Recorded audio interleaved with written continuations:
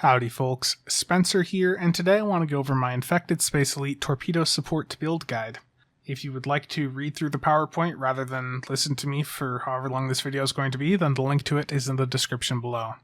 So who is this guide for? Well, this guide is intended for those that are interested in being involved in the really elite high-end runs where you really need a dedicated tank and dedicated support player. High-end runs have three roles comparable to the classic Trinity approach. You have the DPS role, which I've covered with my prior Torpedo guide. Then you have the debuff tank, which, rather than having a high survivability focus, will focus largely on a variety of team utility features, lots of debuffs, some crowd control, things like that, and I will be covering that in a future build guide. And then the last role is supports, and specifically for this video I'm going to be going over torpedo supports because if you're really wanting to compete at the high end on the ISE table right now, you have to be using torps. I've done what I can with energy weapons myself, and energy weapons can get you over 1 million, but if you really want to push really high up on the table, you need to use torpedoes. And while this guide is focused on a build and playstyle for a high-end environment, running a build like this in pugs or channel runs is still going to help the team quite significantly, though you might not want to have threatening stance on, like what I do in the high-end runs. If you run this with threatening stance and you don't have a tank in there, or you don't have the best of tanks, you're probably going to die, so make sure to turn threatening stance off if you're not using this in a high-end environment. And huge thank you to the DPS Fanatics. They are the group behind most of the infected records this year. And specifically to Nor from Fanatics. He has been a madman that just keeps pushing for the high deeps. And lastly, I'd like to thank my friend Nick. He's been a stubborn Australian, but he's been helping bounce some ideas back and forth, and he's been very, very helpful throughout the year. So what exactly does a support do? Support has a few different goals. The first is crowd control. And with this, you're basically using gravity well and other control abilities to help group the spheres and other mobile entities up against the static large targets like transformers, gateway, or the tac cubes. This will maximize the DPS potential for the DPSer as they have a lot of AoE damaging abilities like the EBM under high yield and a few other consoles, the anti-time entanglement, lots of different things that you grouping things up is going to help them get more damage out of. Then you're going to debuff targets. You're doing this via debuff consoles, bridge officer abilities, traits, whatever you can that will debuff targets. You're disabling the target shields, especially the end tac cube, via the opening salvo and ward cutting beam consoles, which I'll talk about later. You're buffing the team with team-wide buffs like TAC and Intel Fleet. And lastly, you're buffing the DPS player with player-specific buffs like TAC Initiative, Expedient Repairs, and any other buffs that you can target and put onto the DPS player. So what classes work best for support? Well, like most of the space side of the endgame, it's tactical. Tactical is the best overall class you have to support a DPS player. Tacticals have access to TAC Fleet, which gives a team-wide damage boost. Vulnerability Assessment, which is an AoE debuff around the support. Fire on my mark, which is a marked debuff. Really good for hitting on the big targets like the Transformers, Gateway, TAC Cube. It's very good to hit on those. And TAC Initiative, which you can mark on the DPS player as I'd mentioned in the previous slide. Science is the second best class. They get Scattering Field, which is an AoE damage boost around the support player. They get Sensor Scan, which is a marked area of effect debuff that is great to hit on groups of targets, especially like the gateway when all the spheres are grouped up on it. That's a great spot to hit Sensor Scan. Then you have Science Fleet, which is good to hit around the gate and tac cube area in the run. That'll give you some drain and control skill. That's going to help your grav well, and it's going to help the opening salvo console. And as a science, I do need to note to not use Photonic Fleet. Photonic Fleet has torpedoes on it, and those can lower the DPSer's potential by stealing CF procs. And lastly, we have engineers. And look, I know I have said a lot of bad things about engineers over the years, and it's just because of how Cryptic has designed them. They don't really have much useful utility when you're getting to this high level of play at endgame. The only thing really that engineers that have that is relevant at all to Torp support and supports in general is EPS power transfer. You can mark this on another player so that they can get the benefits of it, so it will help the Torp user out with phase space membrane a little bit, but it has much more impact for energy weapon players. So what does a good support ship look like? Well, a good support ship is able to slot Gravity Well 3, means it has a Commander Science. A Concentrate Firepower 3 means it has at least a Lieutenant Commander command. Attack Pattern Beta means it has at least a Lieutenant TAC. Then Fire at Will, and you want to have room to slot a ton of unconventional systems triggers because you're going to want to be able to hit your consoles at the start of the run and then again at either the gate or TAC cube. Ideally, you want a ship that doesn't have pets to help prevent despawn. You want no more than a Lieutenant Engineer unless that Engineer seat also is a Specialization seat. And ideally, you would like to have a secondary deflector, though if you don't have a secondary deflector, it's not the end of the world. So up on the screen now is a list of ships that meet those requirements, and we've got a wide variety of ships in here. We have some legendary, some event, some fleet, some promo. There's a wide variety of ships that work for this, and it's really just having that requirement of the ability to slot the Gravwell 3 via a Commander Psi, and the ability to run a Concentrate Firepower 3 via the Lieutenant Commander command.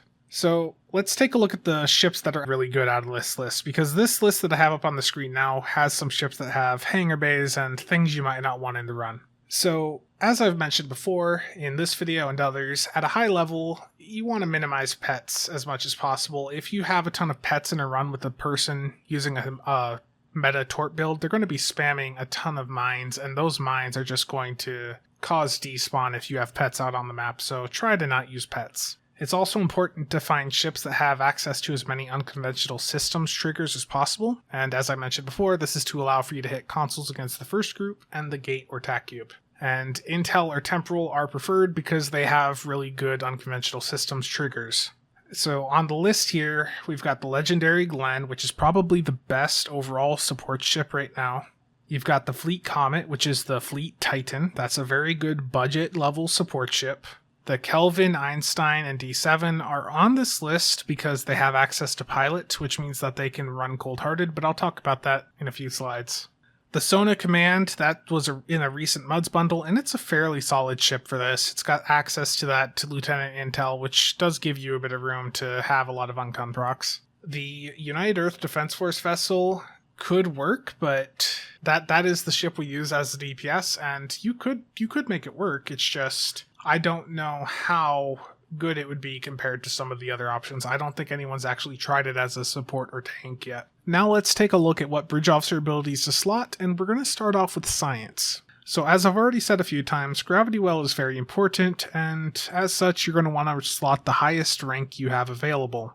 After Gravity Well, you're going to start looking at whatever unconventional systems abilities you have. So the first one that really stands out is Tractor Beam, though one of the things we've been doing quite a bit recently is using Tractor Beam repulsors instead, with the Tractor Beam repulsor DOF that turns it into a pull. This can be quite handy for crowd control, and Tractor Beam repulsors can do quite decent damage to help take out things like generators. After Tractor Beam repulsors or Tractor Beam, you're going to want to use any specialization uncon abilities first before you use the remaining science ones, but if you don't have access to those, what you're going to want to slot is Jam Sensors, Scramble Sensors, and Photonic Shockwave. Photonic Shockwave might be slotted over some of the other specialization uncon abilities because it has a debuff attached to it, so test out and see what works better for your runs.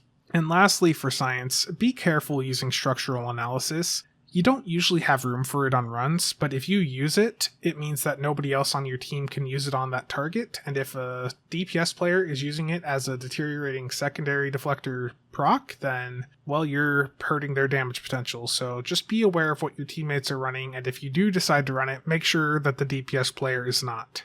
Now let's take a look at tactical bridge officer abilities.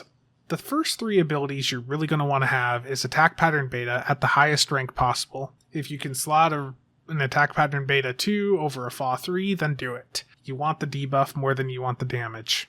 After Beta, you're going to want to take a look at Fire at Will because you will be using beams with this build. And after FA, you're going to take a look at Chemosite Laced Weaponry because that has a potential debuff. And if you still have room to slot tactical abilities and it's not in a position where it would prevent you from slotting some more unconventional systems abilities, then I would say to take a look at Distributed Targeting and Cannon Scatter Volley. If you do have room to run Cannon Scatter Volley, then you're going to be using it alongside the Gamma Reputation turret. That turret has a debuff proc on it that will debuff anything that is moving slower than you, so it's pretty good to have. Now let's take a look at Engineering Bridge Officer abilities, and there's only really two you're going to want to care about, and they are Emergency Powered Engines, for the use with the Emergency Con hologram from the Phoenix store to reset evasive maneuvers cooldown when you hit emergency powered engines, so that's always pretty handy. And then Auxiliary to Structural Integrity Field, or Aux to SIF. Aux to SIF is used as a low cooldown Boimler trigger, and it is also something that you can mark on a teammate for the Expedient Repairs trait. It's also a heal to help trigger Jubilant Cadence, and it also triggers Unified Engineering, so there's a lot of good interactions for Aux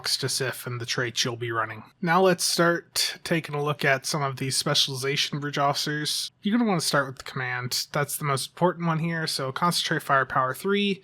As I talked about in the Torp video, you never want to use rank 1 or 2, at least until I fix it. If you use rank 1 or 2, it currently will overwrite a rank 3 on a target, which means you're hurting the DPS during your run, which goes against the point of you being on the support. After Concentrate Firepower, Overwhelm Emitters is a good ability to slot. It's a drain for the Cyclical Power Capacitor's personal trait that you'll be running, which provides a drain buff. And it will also trigger Greater Than the Sum, which is a Starship trait that you might end up running. The last command Bridge Officer ability to look at for the support here would probably be Rally Point Marker, and you would only use this if you want another Greater Than the Sum trigger, but it's not worth using over an Unconventional Systems ability or any of the other abilities I've listed off in the prior slides. Moving over to Temporal, you've got some really good Unconventional Systems triggers from Temporal. You've got Heisenberg Amplifier, Chronometric Inversion Field, and Timeline Collapse. These all have really low cooldowns and are basically insta-slots if you have access to them. But Timeline Collapse is debatable. As I'd mentioned with Photonic Shockwave, it does have a damage resistance debuff attached to it, a -30, so it's debatable. You might end up wanting to have that debuff rather than just an uncon trigger that you'll be able to hit once more each run. Going over to Intel, you've got Viral Impulse Burst and EMP Probe. Exact same reason to use them. They're Unconventional Systems abilities. Pilot. So, as you probably noticed, I didn't mention Oxtabat. And the reason I didn't mention Oxtabat under Engineering is because it drains your Ox power, and if you hit it at the wrong time as a support, it can shut your Ox power off and prevent you from hitting something like Gravity Well. I've seen quite a few runs that end up being ruined because somebody had Oxtabat go off at a really bad time and then they couldn't hit Gravwell or any of their science abilities, so we avoid using Oxtabat now, especially with Boimler being a thing. So if we do want to run Cold-Hearted on the support, if you have a ship that has Pilot, which most of the good support options don't, so we don't usually do this, but if you did, you would want to look at something like Pilot Team or Hold Together. Pilot Team is a nice speed boost, and you can even mark that on the DPS player. Hold Together is a good heal, and you would use that if you were using Radiant Nanite Cloud, which is something I'll talk about later, but those are the two that you would want to use. And there is Deploy Countermeasures. That is supposed to be an Unconventional Systems trigger, but it doesn't really work that well. It is highly unreliable, and as such, I would just avoid using Deploy Countermeasures. So let's jump on over to weapons. You have quite a few choices for weapons, and basically you're going to want to just look for things that have some sort of damage resistance rating debuff, and you'll see damage resistance rating referred to as DRR on this guide and quite a few others out there. And you're looking for something that's going to help with the kinetic or physical damage that the DPS player, the Torp user, is doing. Corrosive Plasma is a really good choice, and if you have ever purchased that Corrosive bundle from the Mud Store at 75% off, you get Corrosives account-wide basically, so that would be a really good option. Ultimate is a good option also. Disruptors, Elite Fleet Disruptors, especially if you're KDF, those have a secondary proc that has a chance to let you do more damage to the shields. And any other weapons you have that have a minus damage resistance rating debuff will be fine. And I am going to note, do not run a Torp as a support player. You will be stealing DPS from the DPS player if you do so. So please don't. Now, taking a look at the Afton experimental weapon slots, the first thing you're going to want to grab is the Ultimate Omni from the Lobby store. This has a guaranteed ultimate proc on it if you get a crit on the target. So That's a pretty good debuff there. The Gamma Rep turret, if you have Scatter Volley on, is also very good. And as I mentioned before, if you have targets moving slower than you, then it will debuff them. And if you have a third slot, any crafted Omni Beam is fine, a Disruptor one would be perfectly fine. If you do have an experimental weapon slot that you are actually using, the Graviton Implosion Charge is probably the best choice, but that is from the Mirror Strike Wing Escort, which is a lockbox ship, so that's probably not the most accessible. Any other experimental weapons with a relevant debuff would work. Do not use any torpedo-based ones, as they could steal the Concentrate Firepower procs from the DPS player. Though I will also note, if you have an experimental weapon slot on and you're using something like the Titan or the Courage, that doesn't necessarily mean that you're actually using it. With the Titan and the Courage and the other Science Destroyers, you only use the experimental weapon while in TAC mode, so if you just stay in Psi mode, you're never using it. For the Deflector, Engine Core, and Shield, the set you're really going to want to look at right now is the Gamma Reputation Deflector, Engine, and Core. You can re-engineer the Deflector to have high control and drain, which I'll show on the next slide. The 3-piece gives some good team-wide boost for Torp users and can stack, so if multiple supports run it, then the damage boost from it will stack. Though it is just a Cat 1 damage boost, keep that in mind, so it's not super huge, but it is there. For the shield, you're going to want to use the Discovery Rep Tilly shield. That has a proc on it to increase damage to shields. And if you have a secondary deflector, I would say to look at an inhibiting deflector. Deteriorating does have better DPS potential, but as a support, you don't want to be doing a ton of DPS. Here is pictures of the Gamma set and the Tilly shield that I have, just to let you see the stats. Nothing really that special with them other than that 3-piece. Moving over to the secondary deflector. This is what I have been using, and the Epic mod is not perfect. When you go and try to re-engineer this thing and get it to the Control X, Drain X mod on the Epic mod, you will understand just how expensive and how much of a pain it is to try and re-roll the Epic mod on these secondary deflectors. It is very painful. This specific one I have is from the Fleet Research Lab, but if you're on more of a budget, you can go and just craft one. I was using a crafted one for quite some time. It's perfectly fine. And the benefit of it being, if you get one that's crafted, it will be account bound, so you can move it between characters. So I'd probably just go the crafted route. But you want to have control and drain boost on it, so just spec it the way you want. You want to make sure your Gravwell is as close to like 10 to 11 kilometers as possible, and then you can start speccing into drain. Now, let's go take a look at devices. The first device I'd say to look at is the Kobayashi Maru transponder. It's good to have, but it's not required. Basically, you hit it at the start of the run, and it is going to spawn in, and it's going to spam some buffs to random allies around it. The really important devices to look at, though, are the team batteries, specifically engines and aux. You're going to use these when the DPS player calls for it. That is to help with their phase space membrane. You running a team battery means that they don't need to run an aux battery, which frees them up a slot to run a kinetic amplifier. After that, the last device that really matters is the deuterium surplus, and that is the evasive in a can. It's used to move between points and runs. So you're going to be using that to move from the start to the left, and then maybe the right side to the gateway.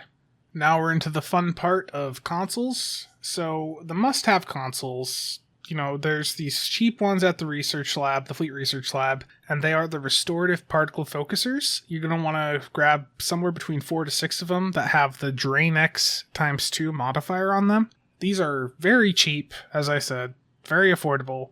You're going to use these to boost the opening salvo console and any other drains you have on the build. And I just mentioned opening salvo, so let's talk about that next. That is off the C-Store Titan Science Destroyer. And you use that console to shut the target shields off. It is very important for the end TAC cube, so we end up using it at the starting group and then again at the end TAC cube. Moving over to the next slide. The Deconstructive Resonance Emitter is a really good debuff, and that is an Infinity Lockbox console, meaning that you can find it fairly cheap on the exchange. It's good for debuff, and you're using that at the start and at the gate. Then we have the hyper-focusing trinary arrays. These are from the Recon Destroyers in the C-Store, any of the Recon Destroyer variants. The debuff from it is pretty big, so you're going to end up using that at the start, and then again at the end versus the TAC cube. Moving on, we've got the Cutting Tractor Beam. This is another Infinity Lockbox console, meaning it is fairly cheap on the exchange. When a target is below 50% hit points, it will either shut down their engines or shields for 60 seconds. It is highly unreliable though. It likes to shut the engines down. Even if you have 3 of these consoles out at once, it'll shut, all 3 of them will go to engines sometimes. But if they do proc towards shields, it's massive. So keep that on. It's massive RNG, but if it works, it's huge. And then we have the Genesis Seed. This is from the Clark in the C-Store. This goes 5 kilometers in front of you when you activate it. You want to try and place it on the left transformer. So it does a lot of AoE damage, and the point of it is to clean up the generators, to help damage all the generators at that side, and then it's going to sit there as you move over to the right side and knock a ton of HP or potentially kill any spheres that are left over on that side. So that's a very good console. Alternatively, you could use the Web Spinner from the Tholian event earlier this year, but the Genesis Seed is probably better long term. Some good to have consoles we have here are the High Energy Communications Network. This is from the support carriers in the C-Store. Any of the variants, they all have the same console. You're using this for debuff, and it is used at the start and at the gateway. And then we have Approaching Agony, which is an Infinity Lockbox console, so as with the other ones, it's cheap on the exchange. You're using this for debuff, and you're using it at the start and either the gate or end tac cube. So these 2 consoles that I'm going to talk about next are part of a Dominion set, and you're using them for the shield pen part of the 2-piece. So this 2-piece will give basically up to 5% shield pen. And the Dominion targeting synchronizer, which comes from the Vanguard Dreadnought Cruiser, it's got a decent debuff on it, and it's got a really nice firing cycle haste buff on it for anyone on your team using energy weapons. When I did my fall run, which had a Torp on it, I had the entire team using this Dominion targeting synchronizer console, so that was marked at various points in the run on each transformer, the gateway, the end tac cube, and that helped quite a bit. The other console to use would be the Polaron particle inverter. This one's not as great, but it's off the Jemadar Vanguard Heavy Raider, and it's a small shield resistance debuff, but it's really not that big. You're just using this for the 2-piece at this point.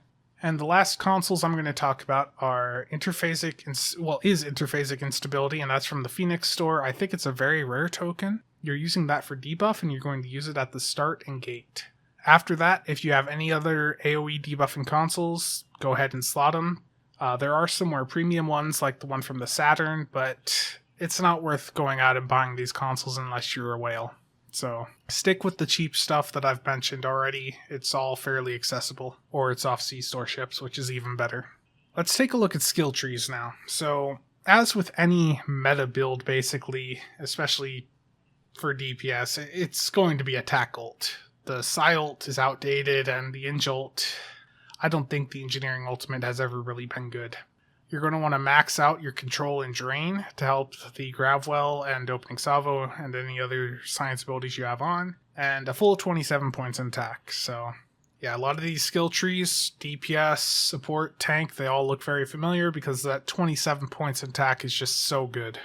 Specialization-wise, as with most of the other meta builds, you're using Intel Primary for Intel Fleet and Temporal Secondary for the Entropic Rider Atrophied Defenses perk. So if you hit a target with this and it procs and the target has a debuff, then it's applying another debuff on top of it. So it's pretty good.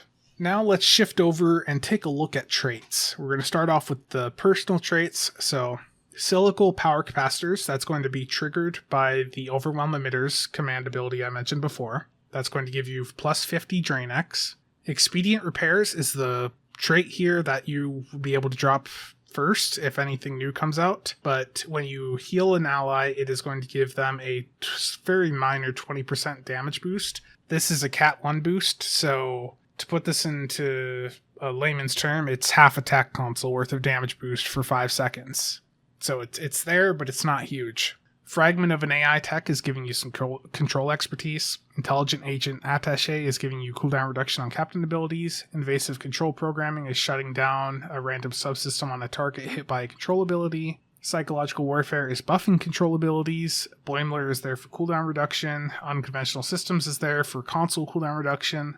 And Feel the Weight of Our Presence is there for debuff. If you're attack, you would want to consider running a good day to die and coordinated targeting solution, and as I mentioned, you drop expedient repairs if you need to. For science or engineer players, just run any other trait that you feel would help out. So a good day to die for attacks, that lets you hit go down fighting at any HP level, and coordinated targeting solution is going to let you hit fire on my mark more in the run. Let's take a look at Starship Traits now. The first one here is Superior Area Denial. This is a lockbox trait from the Mirror Strikewing Escort. There are still some cheap KDF trait boxes lying around, but that is not going to last forever. That supply has been slowly dwindling since the cross-faction changes in early 2021. This is a very potent debuff of -30, and it does stack with other copies that your teammates are using. After that, we've got Unified Engineering, which is off the C-Store Buran. This stacks with other teammates using it, meaning that 3 people in a run using it is 30% Bridge Officer cooldown reduction. It also provides a nice speed boost, so that's a very good trait for both the supports and the tank to have. Now, Jubilant Cadence is a trait that I don't think many have even messed with. It's from the C-Store Recon Destroyers, the same ships that Trinary Arrays console is from. You can trigger it via either Greater Than the Sum or Radiant Nanite Cloud, and it provides a very good speed boost and some more Bridge Officer cooldown reduction. The 2 traits that can trigger it are Greater Than the Sum, which comes from the C-Store Clark, the same ship the Geneseed console is from, and that is triggered by Emergency Power to Aux or any Command Bridge Officer abilities, and that will give you team-wide heals and plus power levels to the entire team. The other option is Radiant Nanite Cloud off the C-Store Dauntless. This one is much simpler to use. You hit a heal, like Aux to Sif or Brace for Impact, and it just does an AoE heal that can heal anyone around you. Some other important Starship traits to run. If you want to run at a very high level, I would recommend Redirecting Arrays. This is from the C-Store Tucker Miracle Worker Cruiser. This extends fire at will when you're shot at, and this means that you're going to run Threatening Stance enabled on your support. Now, I do have to say, if you are not running with a good tank, you probably don't want to use this trait, okay? Or running the Threatening Stance will get you killed if you do not have a good tank, so keep that in mind and be aware of who you're running with before you decide to run this with Threatening Stance enabled. And then we have Cold Hearted. This is from the T6 Marine Raider, which is available via an Epic Phoenix token. It is a very potent debuff, but it's not really needed if the tank has it.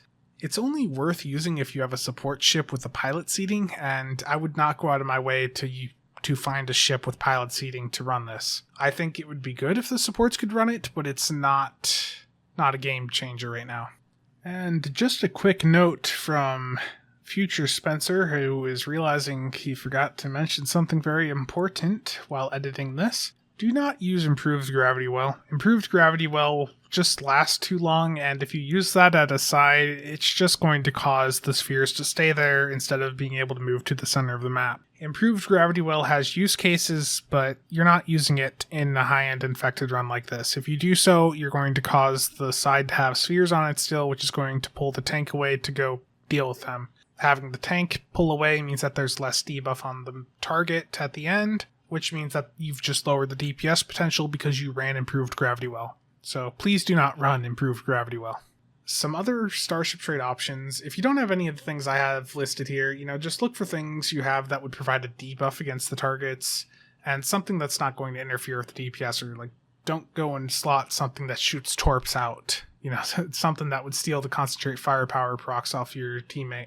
Some other good options to look at would be anything that increases firing cycle haste. Calm Before the Storm's a good one. Terran Machinations, Overpowered, Overgunned. There's a handful of other ones, but hopefully you get the point. Just look for something that increases your firing cycle haste so you can fire your weapons faster. Now let's take a look at space rep traits. So Advanced Targeting Systems for the crit severity, Precision for the crit chance, Tyler's Duality for the crit chance. Those are all very common traits. You're probably already running those 3, so I'm not even going to really go that far in depth with them. Saru's Grace is the next one, and this one, when you hit control powers, which you're going to be doing a lot with these support builds, you will gain a damage and speed boost for 20 seconds with up to 10 stacks. And then Radiant Detonation Matrix. This is a debuff that can help trigger the Temporal Spec Atrophied defenses for even more debuff, so those are both pretty good and pretty handy. For active space rep traits, you've got pretty much the standard ones: Anti-Time, Biomolecular Shield, Sensor Platform, QSM, Refracting Tetrion. You can use the tethered non-baryonic asteroids. Do not use it when the team is heading from right to the gate, though. That could mess with the tank's graviton. But if you wanted to use that at the end as you're going to the tack cube and you see that there's a loose sphere over on the side, that would be a good time to use that if you wanted to. But I don't find I really need to use it that much, especially with tractor beam repulsors on. And at the left side, as you're leaving the left side, I would say to use your anti-ton on the loose spheres there. That's just going to help do a little bit more damage to them, and between that and the Genesis seed you have there, you might be able to kill them and you won't have any cleanup to do later on then. Now let's go take a look at duty officers. So 23 is something I went over with my DPS build, and it's the same for supports. The 23 has a chance when you hit attack abilities to give you increased team-wide HP, so that is good for multiple people on the team to run. The emergency con hologram is used to reset evasive maneuvers. The matter antimatter DOF is used with gravity well to have a chance to knock their engines offline. And if you're running the plus threat stuff, I would say to take a look at an 8, 11, or 12 of 47 with the plus threat setup. If you're doing that, you can use 8. That one will... So what 8, 11, and 12 do is they have a chance to give you attack pattern delta, which is an additional debuff.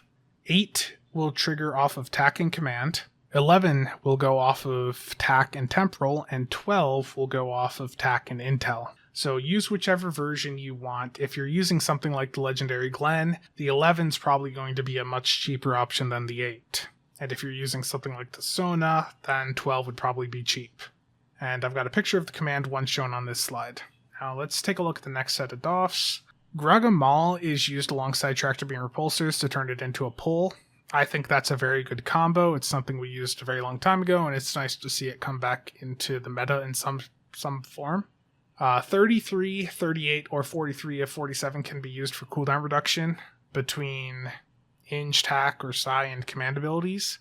So I've got a picture of a 43 up on the screen here. So this is the Science and Command one. 38 is the Tack and Command one, which is really expensive because a lot of DPS builds use it right now. And 33 of 47 is the engineering version, but I think 43 of 47 would be the one you'd want to look at for this type of build.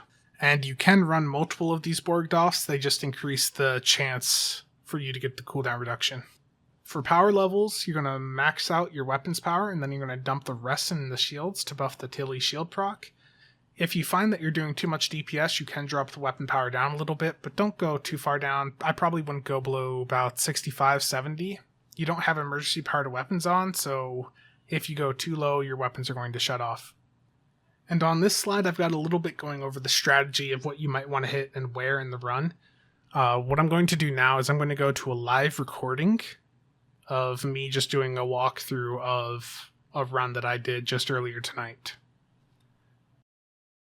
Okay, so for this little bit, I'm going to just give a walkthrough of my point of view as a support in a run that I did earlier tonight for my good friend Trizeo. He's a streamer on Twitch, Trizeo. He gives the appearance that he is a very casual player, but as you are about to see, he is a very high-end elitist DPS player. So make sure to stop by his stream when you see him streaming late US hours and just let him know how much of an elitist he is. He loves hearing that from people. So let's dive in. So the first thing I'm doing in this run is I'm clicking him and I'm hitting Aux to Sif. This is because I have Expedient Repairs on, and I'm building up the Jubilant Cadence stacks early on in the run here during prep phase, so that by the time we're about to go in against the first group, I'm at either 4 or 5 stacks, which will then cause the team-wide buff to give the speed boost and the cooldown reduction buff to the entire team. At 17 seconds, you're hitting emergency-powered engines. Every role is doing this. Support, tank, and DPS needs to be hitting emergency-powered engines at 17 seconds. So you see, we're at the start here. I have 4 Jubilant procs on me. If I pop one more heal on him, he's going to get that speed boost, but I think I save it here. So I need to back this up for a second. So in this run, we had 3 supports, and usually I only have 2 supports in a run. We usually just do 4-man runs because that's easier to sort out. So in a 4-man run, one person gravwells the start group and the gateway. and the other person gravwells the left transformer and the end tack cube. The tank always does the right transformer gravwell. If you have 3 supports in here like this, then you just have one of the supports double up. So we had 2 gravwells on start and gateway, and we had 3 different people debuffing. In addition to picking where the gravwells go, the supports will also decide who's going to debuff what cube here at the start. In a run where you only have 2 supports, one person's going to take that left cube, and another's going to take the right cube. And they're going to hit their opening salvo, the trinary erase, deconstructive resonance, high energy, and all their other major debuffs on that target. But they're going to also want to be hitting concentrated firepower right away. In a run with 3 supports, then one of the supports is debuffing the tack cube. So let's move forward here. I go in. I'm debuffing this tack cube here because I was the 3rd support here.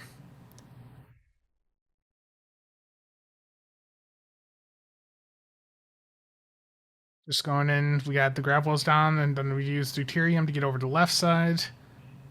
Sit above the transformer to make sure that your fire at will is able to hit all the generators. You want the generators to go down as soon as possible, so something that I made a mistake on in this run, and quite a few runs I do, is I clicked on the transformer rather than the generator. As a support, you want to click on one of the generators to make sure that at least half of your beam shots are hitting it. So if I were paying more attention in this run, I would have been clicking one of the generators to make sure these spheres come out sooner. Because the spheres spawn in as soon as 2 of the generators go down. So after left side goes down, you evasive over to the right, and you do the same thing. You just park above the transformer, and don't be like me. Please click a generator, and once 2 generators go down, the spheres spawn in, and then you head over to the right, or from right side you head over to the gate.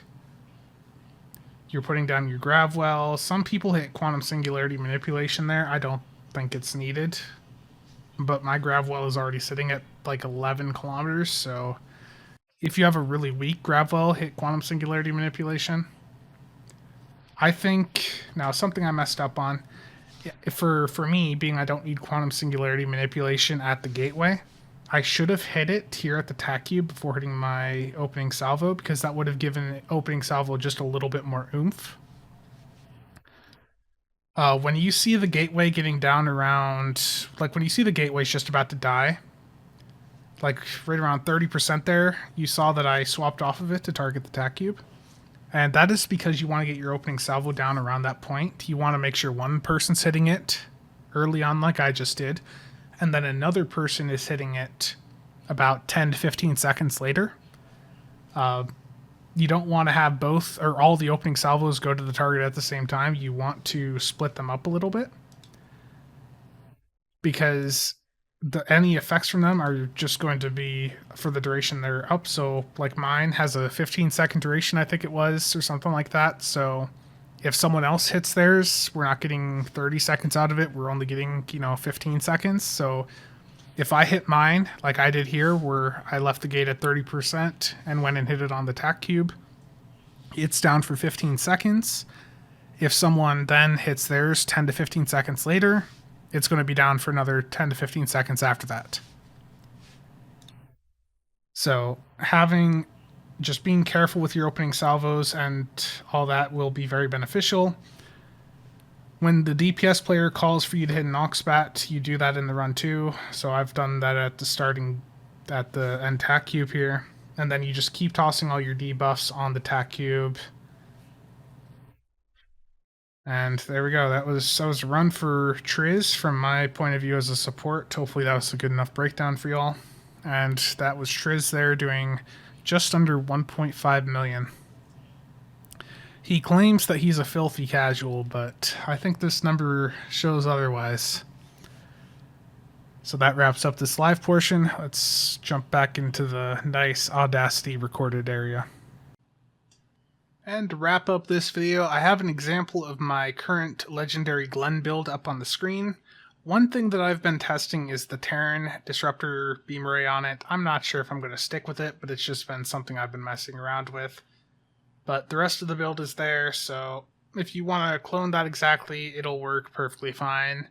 One change that I would probably make to this when I'm looking at it right now recording this is probably drop the expedient repairs for Feel the Weight of Our Presence. I think that would be more beneficial. It wouldn't be a huge difference, but it'd probably do a little bit more throughout the run. So hopefully this video has been insightful for some of you. If you liked it, if you have any questions, just let me know. Just leave a comment down below and I will get back to you when I can. Build guides like this take quite a bit of time, so don't expect the debuff tank one right away. I have another video that I need to get done, so I need to get that done first, and then I'll start working on the tank guide. But something like this takes me several hours to complete, so please understand that they're not easy to just spam out. But that is it for today, so thank you all for watching, and I will see you all next time.